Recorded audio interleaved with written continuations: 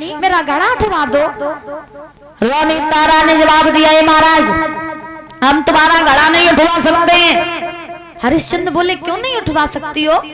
रानी तारा बोली कि इसलिए नहीं उठवा सकते, अरे तुम्हें नहीं पता है तुम्हारा ये घड़ा जो है वो मैतर का है और मेरा घड़ा ब्राह्मणी का है, और अगर मैंने तुम्हारा घड़ा छुआ भी तो मेरा धर्म नष्ट हो जाएगा, हम तुम्हारा घड़ा नहीं उठवाएंगे।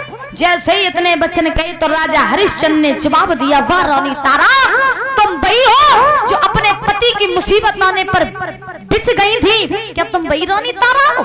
और आज तुम कह रही हो कि धर्म में हम फंसे हैं। रानी तारा मेरा घड़ा उठवा दो। और राजा हरिश्चंद्र बोले, अरे कहाँ बिगड़े गोपेरो और रनिया दे दे सारो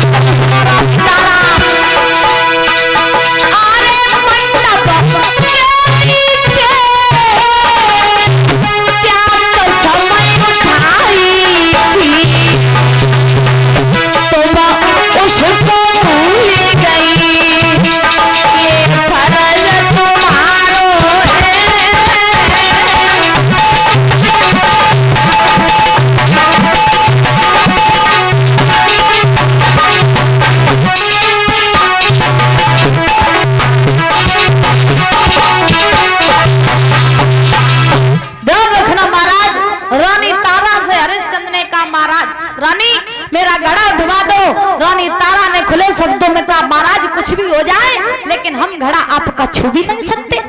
लेकिन इतना जरूर है कि हम आपको अकल बता सकते हैं। आप ऐसा करो, गहरे जल में प्रवेश कर जाओ, और जब गहरे जल में प्रवेश करोगे तो घड़ा अपने आप आपके सर पे आ जाएगा।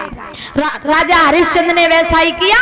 महाराज गहरे जल में घुस गए, और जब गहरे जल में घुसे, जल की लहरें आई तो महाराज वो घड़ा जो था वो अपने आप सर पे आ गया।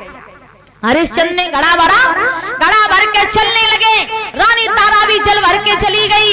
लेकिन महाराज हरिश्चंद्र का शरीर इतना जर्जर हो गया था कि हरिश्चंद्र रास्ते में घड़ा भर के चले तो रास्ते में जैसे ही पहुंचे महाराज आज ठोकर लगी, वही पछाड़ खा करके गिर पड़े, और घड़ा जो था वो भी वही फूट गया। जब घड़ा फूटा तो इधर वो कालू राम का मेहतर आया, जवाब दिया, क्यों रे हरिया, ये बता क्या हम तुझे रोज जल भरने के लिए घड़ा देते हैं, क्या इनमें पैसे नहीं लगते जो तू रोज ये घड़ा फोड़ करके लाता है? हे हरिया, हमें ये लगता है कि अब तू ये काम करने के लायक नहीं रहा, ये ले लाठी और ये ले कम्बल और जा करके मरघट की पहरेदारी कर। महाराज हाथ में लाठी दे दी, कम्बल दे दिया, और राजा हरिश्चंद्र को मरघट की रखवाली करने के लिए भेज दिया। महाराज ध्यान रखना, हमारे एक समय राजा हरिश्चंद्र का वो था जो बाहर की धूप नहीं देखते थे, और आज हरिश्चंद्र का समय ऐसा है कि पहले मेहतर के यहाँ जल भरा, जब जल से पेश न गई तो जा करके मरघट की रखवाली करने लगे। समय से बड़ा बलवान संसार में कोई नहीं है, क्योंकि बताया जाता है कि सदा दिन कभी किसी के एक से नहीं रहते। कवि लिखता है,